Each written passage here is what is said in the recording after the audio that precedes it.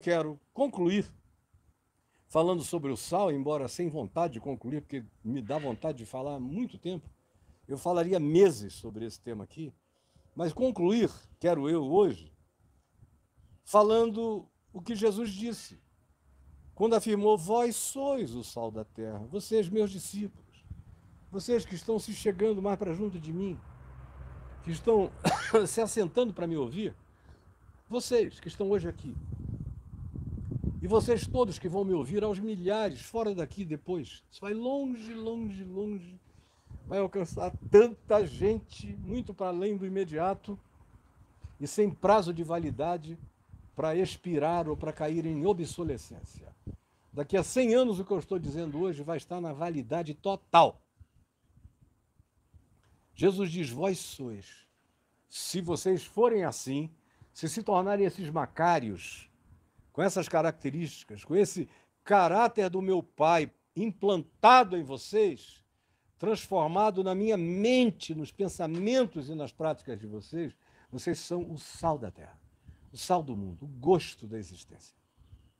Agora, se vocês se tornarem sal no saleiro, sal no gueto, sal na congregação, sal do sal, se vocês viverem como um fim em si mesmos, ausentes do mundo como uma comunidade essênia no deserto, os santarados, separados dos demais que são os pecadores, se vocês perderem a noção de Jesus, se vocês perderem os antros de Jesus como lugar de vocês, se vocês perderem as festas de Jesus, os banquetes de Jesus, se vocês rejeitarem os convites que Jesus aceitava, se vocês disseram: aí eu não entro, justamente nos lugares onde Jesus preferencialmente entrava, se vocês fizerem esse caminho de alienação, onde o sal vira apenas um aglomerado que vai se tornando um monturo, e o cara ainda se jacta dizendo: você viu como o meu sal está crescendo? Minha igreja está aquecendo. É uma coisa sobre a outra, vai crescendo, mas é sal do sal, é sal no saleiro. O sal tem que morrer, tem que se dissolver, como foi a minha ênfase, assim como o discípulo tem que morrer, tem que se dissolver, negar-se a si mesmo é se dissolver de si mesmo, para fazer a absorção total do caráter de Jesus, da palavra do Evangelho, para esponjar Deus em você, você precisa se dissolver de si mesmo. E aí você vira sal da terra, gosto da terra, preservação da terra, sede do mundo, carregando esse caráter de Deus. Mas se vocês viverem apenas uns para os outros, julgando quem não frequenta a congregação de vocês, quem não dá o dízimo no gasofilácio do estelionato religioso que vocês foram ensinados a pensar que significa o banco de Deus, colocar dinheiro ali, e que é o lugar onde Deus conta dinheiro para transformar isso em galardão material para a prosperidade financeira de vocês, como se ele fosse o Deus da máfia ou de qualquer outra organização que viva para angariar fundos, não importa como, porque os fins sempre justificam os meios. Aí vocês se transformam em pedra. Para nada mais presta. É o que ele diz. Ora, se o sal vier a ser insípido, se perder o gosto, a ênfase que Jesus dá é no gosto. Se ele vier a se tornar insípido, se ele não for logo jogado em algum ambiente de dissolvência, aí você põe na comida, você põe na sopa, você passa no peixe, você põe aonde você queira ou goste de comer com sabor maior, mas se ele perder o sabor, se ele se tornar insípido, que significado restará para ele? Ele vai ser validado pela quantidade de sal insípido? É isso que nós queremos? Uma salina sem gosto.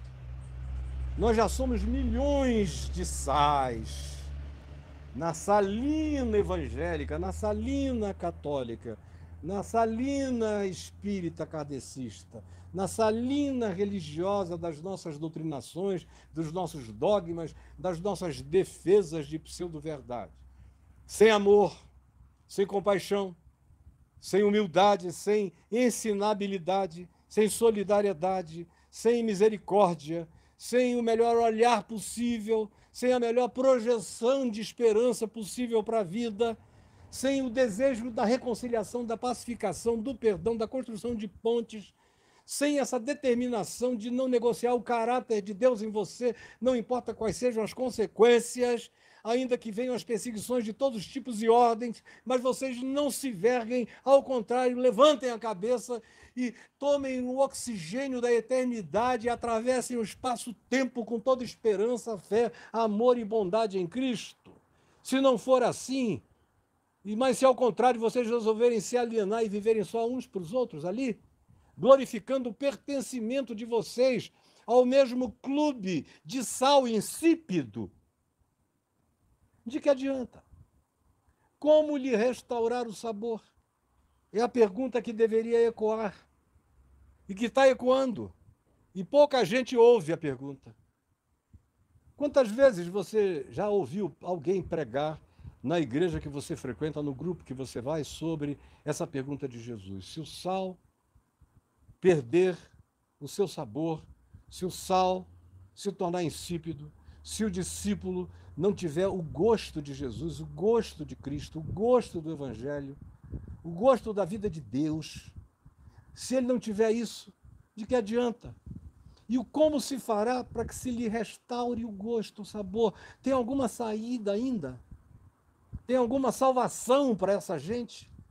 Para esse sal empedrado no saleiro das congregações, da insipidez, da dessignificação, do desvalor?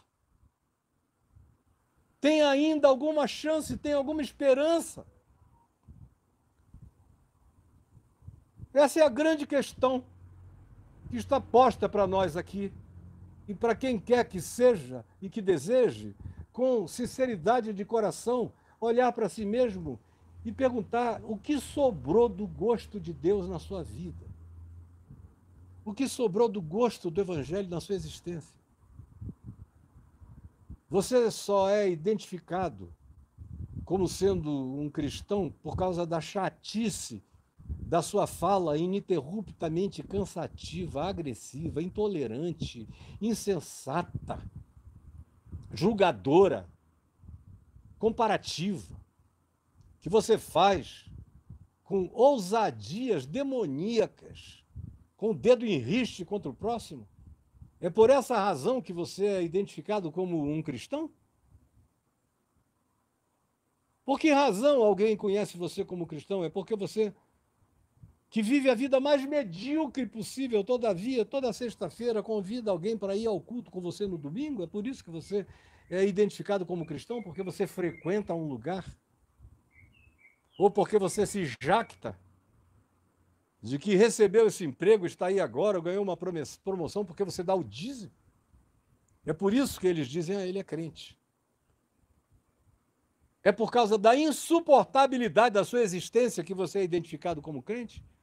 Pela sua chatice inominável, pelo seu legalismo, pelos seus usos, costumes, impostos aos outros, pela sua tentativa de fazer um país leigo se transformar numa teocracia perversa de pastores malignos, sem alma no coração, que não sabem tratar bem nem suas mulheres, nem seus filhos. É isso que você acha que torna e coloca você num lugar melhor ou diferente? Ao contrário, isso coloca você sob juízo de Jesus e do Evangelho. Você é o primeiro que deveria saber que o juízo começa pela suposta casa de Deus. E casa de Deus, aqui, quando Pedro falou isso, não era um templo, porque eles não tinham templo nenhum construído em nome de Jesus em lugar nenhum enquanto Pedro estava vivo. Até os dias em que ele morreu, só no quarto século é que veio o primeiro templo. Por isso ele não estava falando de frequência coisa alguma. Ele só falava e os apóstolos só pensavam em qualquer coisa do Evangelho como relacionada à vida, à prática, à ação, à postura, ao sabor de existir de cada um, melhorando das suas vidas melhoradas e transformadas a vida de outros que na existência deles passassem. Como lhe restaurar o sabor? Tem jeito ainda? E eu quero te dizer o seguinte, apenas falando por mim mesmo, eu não recebi mandato de Jesus para falar nada além do meu entendimento e da minha observação histórica dos últimos 2000 anos, que é uma história que eu acho que conheço muito, muito melhor do que a história do Brasil, conheço muito melhor do que a história da minha própria família extensiva, e olha que eu conheço muito bem a minha história familiar, até 4 gerações ou 5 para trás de mim, e num alcance muito grande, porque eu sou uma pessoa que ama saber a história e de onde as coisas vêm. Essa história, que começou no berço de Belém, na gruta de Belém, e chega até o dia de hoje, é a história a qual eu mais me dediquei na vida a conhecer. É olhando para essa história que eu ouso dizer que, do ponto de vista coletivo, não tem como a gente alterar o gosto de uma coletividade inteira do dia para a noite. Porque isso se transforma em gosto civilizatório, se transforma em gosto cultural, portanto coletivo, se transforma em prática religiosa folclórica, se transforma em doutrinação sacrossanta, o que já carrega a presunção da intolerância dogmática e perversa. A coletividade nunca é tratada por Jesus como sendo um ente transformável. Jesus socorre pessoas, trata com indivíduos. As multidões ele atende, ele tem compaixão e ele diz: eu tenho compaixão dessa gente, porque são como ovelhas sem pastor. Você lê aqui em Mateus 10 e 11 como ele diz isso e o que ele faz a respeito dessas ovelhas sem pastor, que medidas e providências ele faz para tentar ajudar. De modo que, em relação às multidões, Jesus as acolhe, elas vêm e elas vão. Mas ele sabe que elas são como sombra, que elas não permanecem, que a opinião delas é frouxa, é fugidia, é mutante, é leviana, é irreflexiva. Vox populi não é vox dei no Evangelho. Ou seja, o dito católico, que durante muitos anos prevaleceu, e para muita gente prevalece até hoje, porque tem muito crente que acha que Deus está presente naquela congregação onde tem muita gente. Ou seja, quem pensa assim, acha que vox populi é vox dei. Ou seja, que aonde tem muito povo é sinal de que ali está a palavra de Deus, a voz de Deus, a presença de Deus. Aí, se fosse assim, o Flamengo era o time escolhido. O Corinthians era o santificado de Deus no futebol. A China era o país mais ungido da terra e a Índia também. Mas Vox Populi nunca foi Vox Dei. Por isso, para Jesus, o caminho é estreito, a porta é estreita. Ele disse: vinde a mim, vós, ó pequenino rebanho. Ele não disse esse grande rebanho, ele chamou os dele de pequenino rebanho. Porque aprove a meu Pai dar-vos o seu reino. A grande maioria, a multidão, não é passível de transformação, ela faz movimentos. A multidão está aí para mobilização, para ser bucha de canhão, como tem sido a história humana inteira. E no meio cristão ou do cristianismo, ou da religiosidade ocidental, é exatamente a mesma coisa e até pior. Porque quanto maior for o poder de dominação dos profissionais da religião, mais manipuladas serão as multidões. E aí, para não dar um exemplo muito grande, por exemplo, a gente teve a reforma protestante no século XVI. Eu creio na conversão de Lutero. Ele deu fruto de conversão. Eu creio na conversão de Melancton, grande amigo dele, que num certo aspecto, em certo sentido, foi até mais crente que Lutero em algumas práticas, em algumas percepções, em algumas exortações que trazia o amigo Lutero. Eu creio na conversão da mulher de Lutero, eu creio na conversão de muitos indivíduos próximos a Lutero. Não creio na conversão dos príncipes que o ajudaram. Na maioria das vezes o interesse era político. Assim como não dá para crer na conversão de Henrique VIII, rei da Inglaterra, que deixou o catolicismo por uma conveniência de se divorciar da primeira esposa que não lhe dava filho herdeiro, homem, para assumir o trono. E ele não acreditava que uma mulher pudesse ser uma rainha com pulso suficiente para governar o reino dele. Então ele queria se divorciar. E ele foi se divorciando de mulher em mulher. Se a mulher não gerasse um filho homem, podia perder a cabeça, podia virar bolena, podia cair no ostracismo, poderia ser colocada em algum lugar, ou como num lugar de alienação total, com castelo, com dinheiro, com tudo, mas não eu vou escolher quem eu quiser escolher para viver. E aí brigava, matava, decapitava, enforcava, fazia qualquer coisa com aqueles que eram os adversários. Quem eram os adversários? Eram os católicos, que não tinham aceitado que, por causa do capricho de Henrique VIII, que, em razão de querer trocar de mulher sucessivamente, numa monogamia sucessiva interminável, até gerar um filho que fosse saudável, porque gerar filho, ele até gerou um filho hemofílico, mas que para ele não era o bastante, ele tinha certeza que o garoto poderia morrer a qualquer hora, então ele queria um filho saudável, puro sangue, macho. E aí vai trocando, e por causa disso ele rompe com a Igreja Católica. Surge o que hoje a gente chama de Igreja Anglicana, onde até o dia de hoje o rei Henrique VIII, assentado no trono, com o nome hoje de Charles, Rei Carlos, governa a Igreja da Inglaterra como cabeça da Igreja. Assim como o rei no século XVI, XVII, XVIII, desde então, se tornou o cabeça daquela igreja, rompida com a Igreja Católica, em nome de um protestantismo supostamente influenciado por Lutero, se dizia convertido ao protestantismo, mas a conversão não era maior do que o tesão, do que o pinto e do que a ambição para gerar um filho macho para herdar a coroa. E aí ele obrigou aquele povo todo a se tornar protestante, sem conversão, sem evangelho, sem entender de fato a palavra de Jesus em momento nenhum. Era tudo uma transferência de lá para cá, como Constantino fez.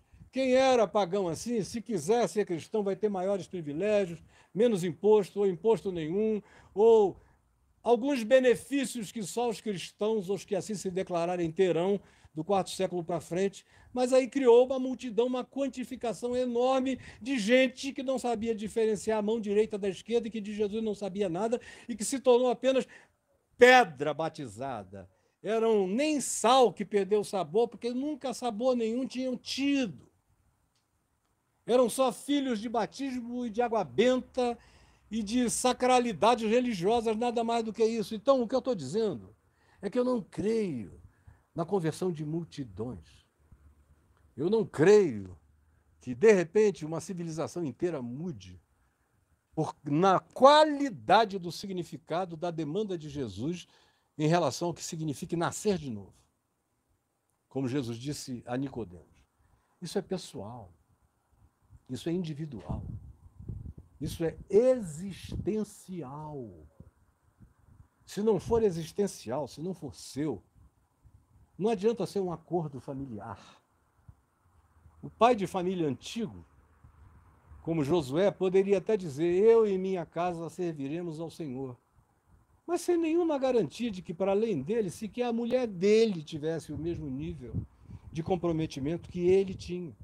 Mas como era um patriarcado e ele determinava quem era quem, debaixo da tenda ou da congregação ou dos auspícios do patrocínio dele, então era porque era. Mas não é porque tinha se tornado. No Evangelho, e antes do Evangelho, você vê Davi, teve tantos irmãos. Quantos dos irmãos de Davi tiveram o coração de Davi? Eram todos filhos de Jessé. Abraão teve um filho chamado Isaque e um outro chamado Ismael.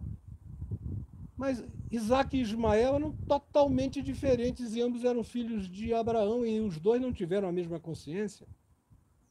Esaú e Jacó, filhos de Isaque, cada um com uma atitude diferente, um olhar diferente. Ou se existencializa esse processo ou não acontece nada. Jacó gerou 12 filhos. Tem 2 que são gente boa. Os outros 10 são pessoas que Deus me livre. Deus me livre Se eu tivesse que ter sido o pai dos 12 filhos de Jacó, eu teria tido alegrias com 2 deles e tristezas horrorosas com os outros 10, pavorosos. Tem que ser pessoal, tem que ser individual. Veja quantas milhares de pessoas havia em Israel nos dias dos reis de Israel e dos profetas. Por exemplo, nos dias de Isaías, Jeremias e Ezequiel, naquele período de preparação para o exílio em Babilônia, ou durante o exílio, ou logo depois do exílio. Veja quantos, coletivamente, tomaram alguma consciência do que Deus estava falando através dos profetas. Muito pouca gente. Às vezes, além do profeta, ninguém mais na casa dele, como Jesus disse, que ninguém é profeta na sua própria casa. Quanto mais em relação à multidão. E tem gente que acha que a multidão pode virar outra coisa da noite para o dia. O avivamento dos Estados Unidos, há 4 meses atrás, eu escrevi lá em alguns lugares, isso aí é fogo de palha, não vai dar em nada. Daqui a um mês, procurem esses garotos, eles já não estarão lá. Como não estão, como acabou. Porque nunca foi verdade. O único verdadeiro avivamento é aquele que faz o meu coração pegar fogo, se incendiar, se tornar uma labareda viva do Espírito Santo em mim. Porque eu não consigo transferir isso para ninguém. Eu posso viver e eles verem. Eles podem provar e dizer, é um gosto que a gente quer para nós. Mas eles têm que querer. Eu posso, pela minha vida, ajudar a preservar deles. Eu posso, pela prática da minha vida, dar sede espiritual a eles, mas eles vão ter que fazer as escolhas deles. Isso nunca tem a ver com uma multidão. Portanto, Jesus está falando algo, perguntando como restaurar o sabor. Vós sois, é plural, o sal da terra. Quem quiser ser meu discípulo será assim, se viver conforme eu estou ensinando a ser um Macários, um bem-aventurado. Agora, se virar sal do sal, inevitavelmente vai perder o sabor, porque o que salva o sal é a dissolvência. O sal que não é colocado no estado de dissolvência vai empedrar e vai perder o gosto. Se ele não se tornar dissolvido na sociedade, no mundo, na experiência civilizatória, no todo, vai perder o sabor, vai virar só igreja, vai virar cristianismo, vai virar religião. Pode ser uma multidão de cristãos alienados, empedernidos, sem gosto de nada. É como chupar pedra em nome de que seria o pirulito de Cristo, mas não é. É pedra jacaré. Não presta para nada, não tem gosto de coisa alguma. E Jesus pergunta, tem salvação para essa gente? E eu respondo a você com temor e tremor, tomando a liberdade de dar a minha opinião, observando a história humana, o ensino de Jesus e a existencialidade do significado do Evangelho, como diz a minha mulher, pessoa a pessoa, pessoalmente. Que não dá para esperar esse milagre das multidões de cristãos, não dá. Se você está sendo enganado por um pastor que diz que de repente vai haver um avivamento e que esses milhões de evangélicos são capazes de se armar se a ideologia for armamentista, que são capazes de violência se a ideologia for violenta, que são capazes de fake news se o objetivo for manter o poder a qualquer preço. Essa multidão de milhões de evangélicos que são capazes de odiar os diferentes se forem ensinados a só gostarem de gente heterossexual, e quem não seja heterossexual tem que ser abominado em nome de Jesus e de Deus na terra. Enquanto vocês forem assim e as multidões assim sejam, vocês podem ter todo tipo de promessa e de profecia, vão continuar sendo a mesma pedreira, como Deus chamou a casa de Israel de pedreira. Foi por isso que ele disse a Ezequiel, olha, Ezequiel, eu vou te enviar à casa rebelde, que era o povo de Israel, que é uma pederneira. Agora eu vou dar a ti uma cara de diamante, para tu entrares vazando, arrebentando essa pedreira, para ver se alguém ouve. Agora, a pedreira não tem esperança, tanto quanto não teve a pedreira, foi para o exílio. A pedreira experimentou toda a bagaceira da sua desobediência. Somente alguns. Por isso, o Velho Testamento é de alguns. Não é de um povo inteiro nunca. O povo inteiro não aguenta Moisés nem alguns dias no Monte Sinai, já está todo mundo no bacanal. É por isso que conversão tem que ter nome. Sal tem que ter nome. Esse gosto tem que ter endereço. Tem que ser gente. Esse sal tem que viver e passar por processos de individuação transformadora no coração do indivíduo e poder transformador no ser do indivíduo. Nunca é populacional. O censo é populacional, a estatística é populacional. Agora, o evangelho é existencial. Nunca foi diferente e não jamais será outra coisa. E quem quer que te diga outra coisa está te enganando, está mentindo, está ensinando inverdades a você. E eu estou aqui para contradizer isso em nome de Jesus com toda a minha força e com todo o meu coração, dizendo: Nicodemos, Nicodemos, em verdade eu te digo que te importa nascer de novo. Não é? Importa ao sinédrio nascer de novo, ou aos sacerdotes de Israel, ou aos teólogos de Israel, ou às denominações de Israel, e havia 5, 6 muito importantes. Não, ele fala com uma pessoa que tem nome. Nicodemos, importa-vos nascer de novo, nascer da água, nascer do Espírito, experimentar uma regeneração, um regênesis, uma recriação, uma nova criação, virar uma nova criatura. O problema é justamente esse, para eu terminar, que eu já estou falando há 1h13. O problema é justamente esse, é que quando o cara um dia quis ser sal, mas de fato não se tornou, quis amar a palavra do Evangelho, mas como Jesus disse, a raiz dele era rasa. Ele não botou raízes profundas no chão do Evangelho e não aguentou as tribulações e as tormentas da vida e secou na sua espiritualidade. Quando ele provou e não prosseguiu, simplificando, fica muito mais difícil restaurar o sabor. É muito mais fácil você pegar alguém que nunca foi nada em lugar nenhum, em coisa alguma, e ver o indivíduo sofrer o milagre mutante de fazê-lo transformar-se no sal, no gosto de Deus, na vida de Cristo nesse mundo, do que pegar alguém viciado, um filho de Nazaré, onde Jesus cresceu, alguém que seja da família do profeta, e fazê-lo se tornar um crente piedoso. Você veja que os últimos a se converterem foram os discípulos de Jesus, porque diz lá João no capítulo 7, que nem os irmãos dele criam nele. Os estranhos, o centurião romano, veio a crer mais do que qualquer um crente que houvesse em Israel. Jesus disse: em todo Israel jamais conheci ninguém com a fé desse cara, que vocês chamam de o perdido. E para mim, tem mais fé do que a soma de vocês todos.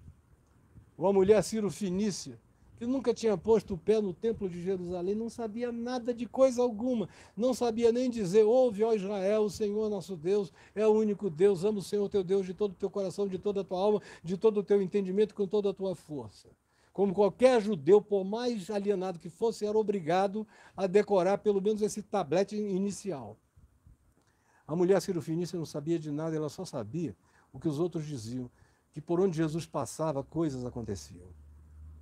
Aí ela pede a ele esse milagre, diz: olha, mesmo que eu não tenha direito a nada disso, mas se cair uma migalha desse teu amor para fora dessa mesa, já serve para mim. A minha filha já vai ser salva. E olha como Jesus não dá a menor importância à doutrinação, à catequese, a nada disso. É a fé, a sinceridade, a verdade do ser, a entrega, a ousadia de crer. E ele diz: ó, mulher, grande a tua fé, seja feito contigo conforme tu queres. O Evangelho é todo acerca de pessoas que vão sendo transformadas. Pedro, Pedro, ó Simão, Simão, Simão, Simão, presta atenção, Satanás te requereu, disse Jesus a Pedro, para te peneirar como trigo, para ver o que sobra. Se tem verdade em ti, te requereu. Eu, porém, roguei por ti, para que a tua fé não desfaleça. Tu, pois, quando te converteres, e o cara já era discípulo, já estava aprendendo tudo isso há 3 anos e meio.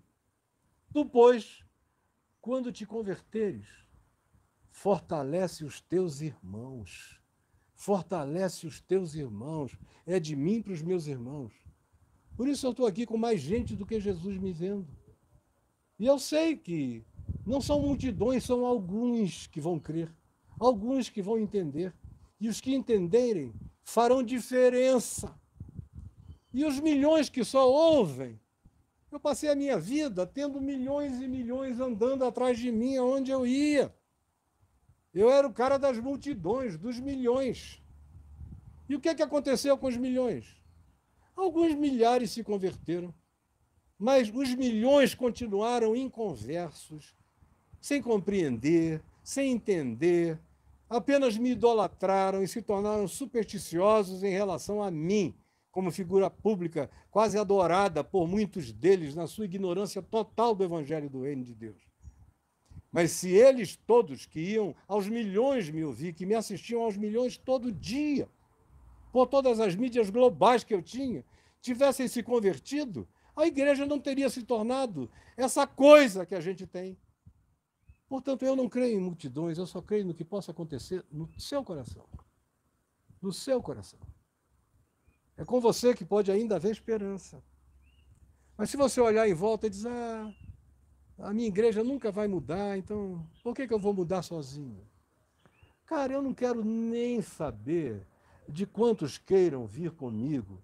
Jesus perguntou, depois que ele disse a um grupo de discípulos e a uma outra multidão que estava junto com os discípulos, está lá em João, no capítulo 6, ele disse, quem não comer, quem não beber, não comer a minha carne e não beber o meu sangue, significando dizer, quem não absorver a minha palavra, não beber do meu espírito, da minha vida, não terá vida eterna em si mesmo jamais. Aí eles começaram a arranjar uma desculpa. O que é isso? É um convite antropofágico?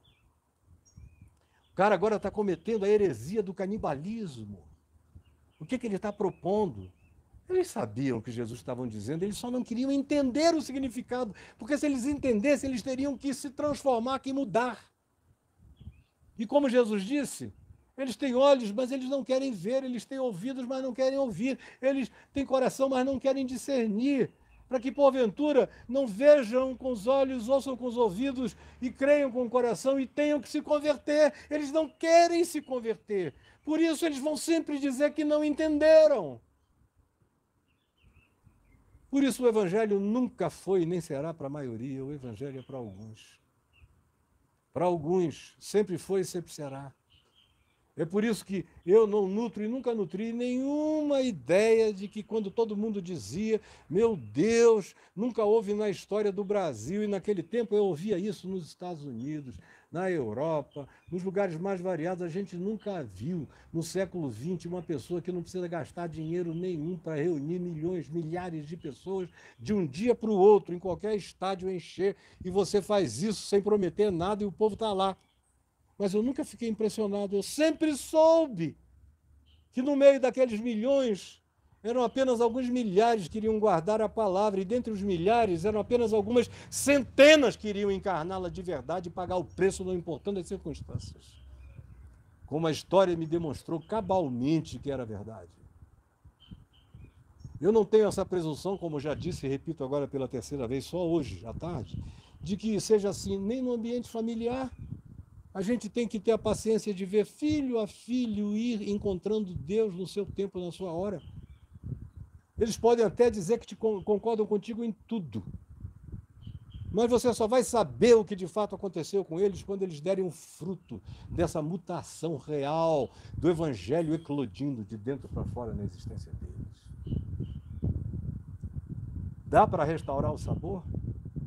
Eu quero te dizer o seguinte, do cristianismo não, esse é um caso perdido, cara. O judaísmo é um caso perdido, bicho. O islamismo é um caso perdido. Só dá para restaurar o sabor de pessoas, de indivíduos. Você pode ter sua vida restaurada. seu gosto refeito. Você que ficou cínico, sarcástico, incrédulo, foi tão manipulado que se tornou uma pessoa impermeável, que se tornou terrivelmente mais descrente do que o pobre ateu que se confessa assim, porque é nobre o bastante para não sair dizendo que crê em Deus sem ter tido nenhuma experiência ou qualquer que seja a convicção mínima interior de uma relação possível com Deus. Aí o cara, não tendo tido isso, prefere dizer: não, eu sou ateu, eu sou agnóstico. Esse está em estado infinitamente melhor do que os crentes que quiseram ser sal e acabaram virando pedreira cristã, pederneira sem gosto, sem vida, jactantes que só servem para ser a pedra apedrejante dos pecadores julgados na terra.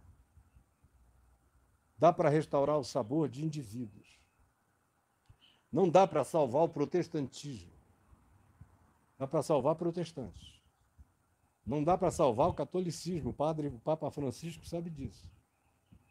Dá para salvar católicos. Não dá para salvar o islamismo. Dá para salvar islâmicos, maometanos. Não dá para salvar as religiões. Elas já carregam a presunção de serem elas mesmas o mecanismo salvador. Por isso já existem em estado de cegueira perdida na sua sistematização de salvação.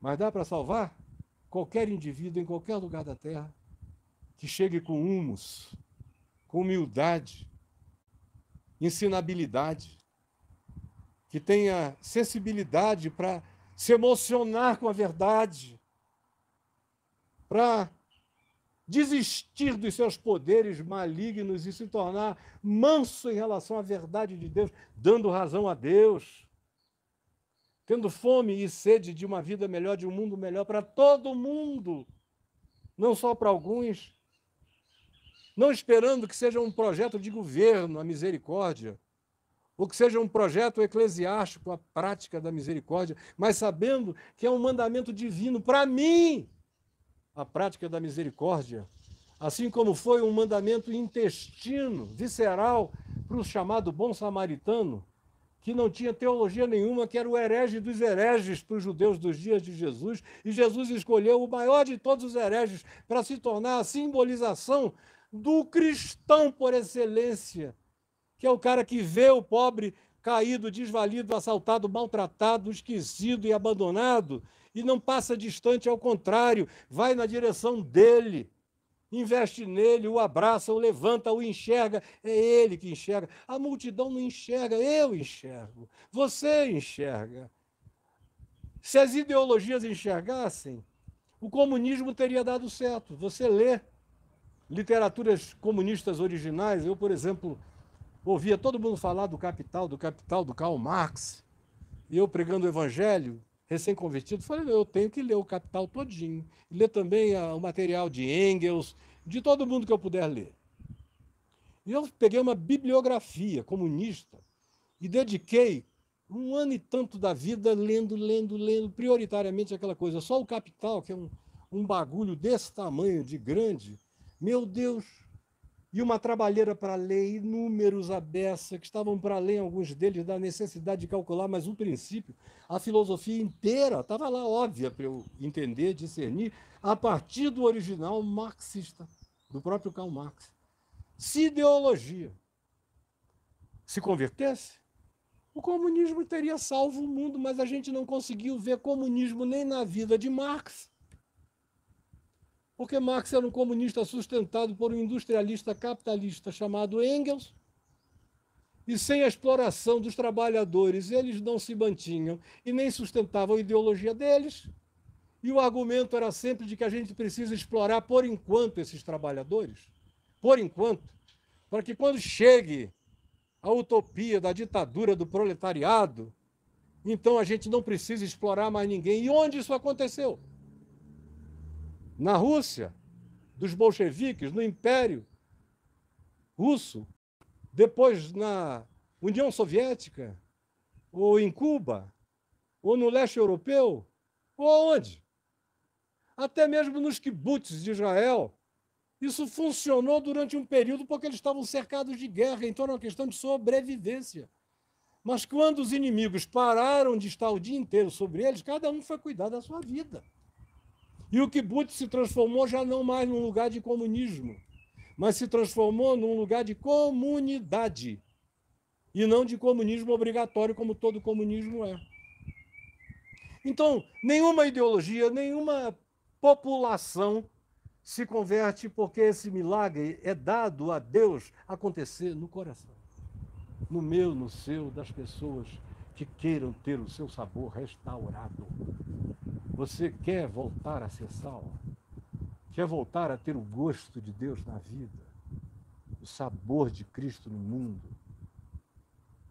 Gostaria de ser esse elemento de preservação da sociedade, da civilização, de oportunização para que outros tenham também a mesma chance que você teve e está tendo, como preservador que dá tempo para que outros alcancem o que você alcançou. Gostaria que a sua vida provocasse sede de Deus, mesmo naqueles que não ouviram você nem abrir a boca. Como acontece de verdade quando você é sal da terra. Você entra, não precisa dizer nada. Daqui a pouco começam a sentir, mesmo quando não te conhecem. Eu digo, aqui no Brasil, para mim, é sopa no mel, porque todo mundo quase me conhece onde eu vou. Tem gente que vem de todo lado falar comigo, de todas as classes sociais, então para mim é tudo muito fácil. Mas quando eu estou em outros lugares, num país árabe, eu estou no Marrocos, por exemplo, onde ninguém sabe quem eu sou. Mas depois de algumas horas de convívio com um carinha que não sabe nada a meu respeito, eu faço questão de não dizer nada. Só de conviver, de sorrir, de responder, de perguntar, de propor, de me interessar. Logo depois o cara vem e diz, escuta, que espiritualidade é a sua? O que é que você carrega? Porque tem uma coisa diferente em você. Eu vi isso acontecer na minha vida quando eu estava divorciado, morando nos Estados Unidos, sem compromisso de ficar casado com ninguém, livre, na meia idade, lá em Miami, num ambiente do sul de Miami, onde não havia gente a não ser brasileiros e hispanos que pudessem me conhecer, os americanos e as mulheres do resto do mundo não sabiam quem eu era. E às vezes ali numa conversa que tinha começado com uma paquera, frequentemente a paquera não se concluía porque a pessoa ia ficando interessada no homem, mas logo depois começava a ficar interessada no que habitava a pessoa.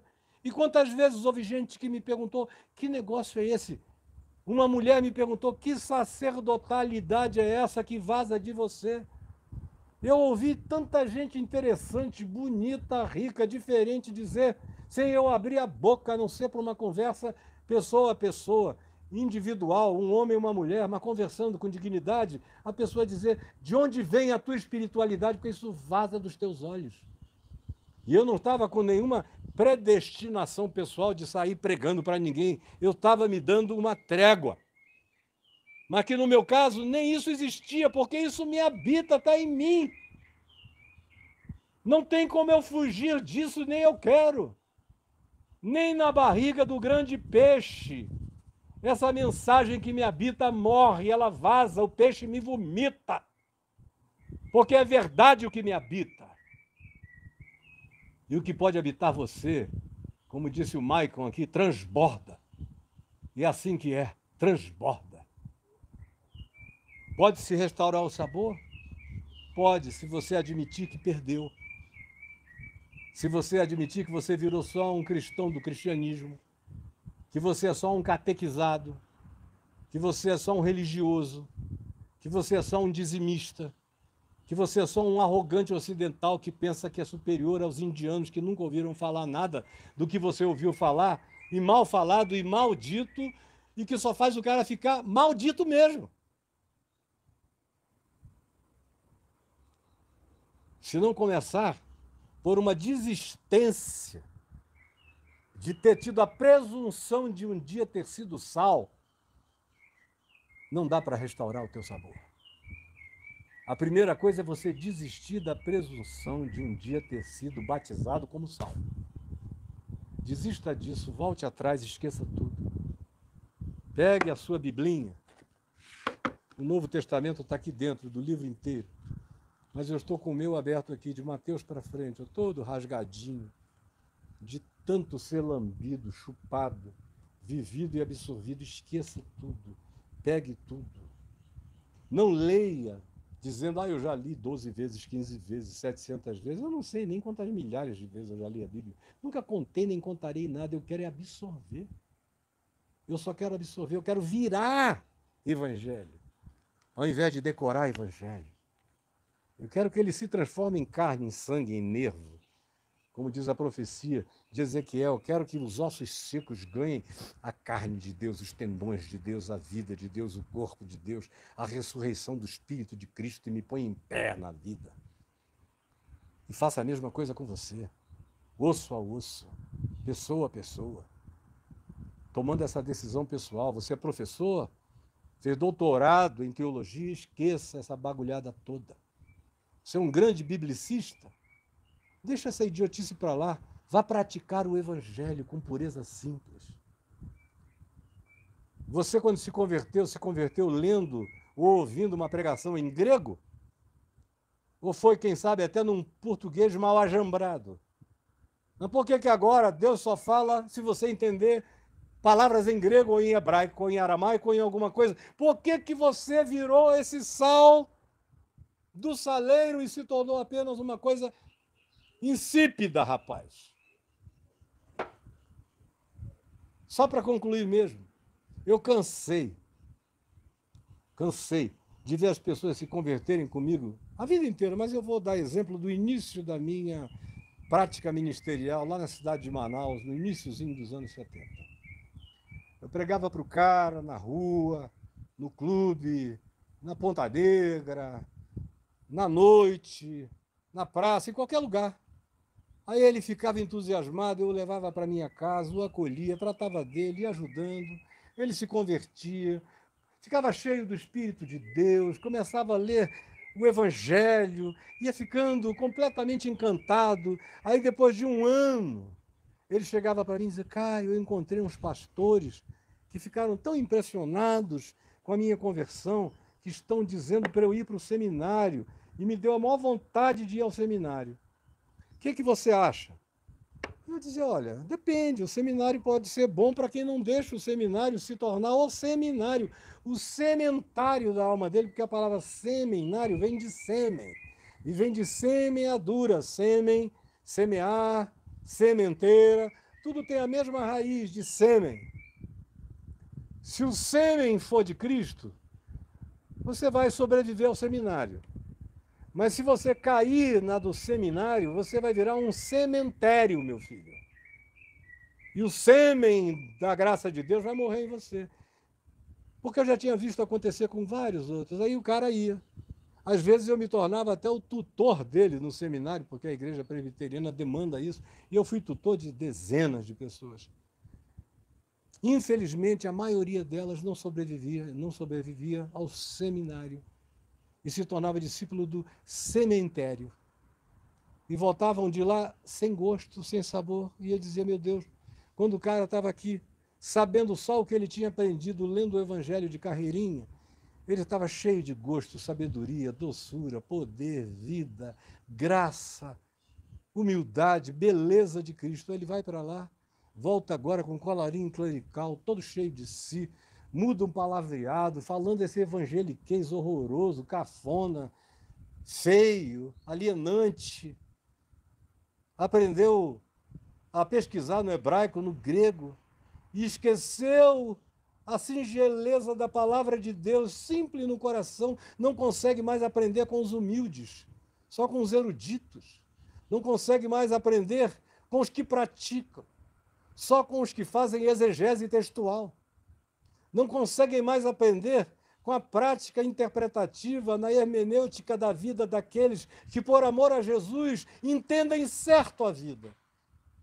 mas que, ao contrário, agora discutem quais são as escolas hermenêuticas interpretativas da palavra e do ensino do Evangelho e viram essas coisas insípidas, empedradas, sem gosto, que nem a mulher deles aguenta ouvi-los, nem os filhos, nem ninguém, não tem sabor. Nem eles se suportam.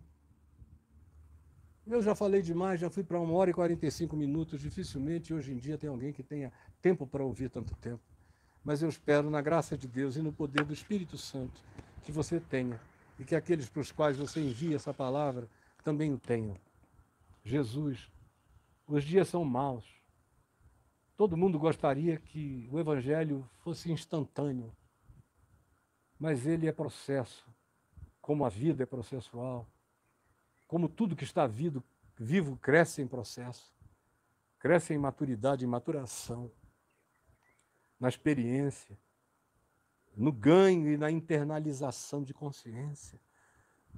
Permite que, mais uma vez, eu não tenha jogado palavras ao vento, mas que elas estejam caindo no coração de muita gente que vai fazer o melhor uso dessa semente da eternidade que tu me dás o privilégio de plantar no coração humano todos os dias da minha vida.